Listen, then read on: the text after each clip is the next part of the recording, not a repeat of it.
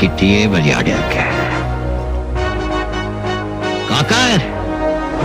இது பாட இந்த கப்பல்ல போட்ட கவர்மெண்ட் போலீஸ் எல்லாம் அவனுடையதான் இருக்கலாம். ஆனா இந்த துணி போட்ட கூலிங்க ஏன் ஆளுங்க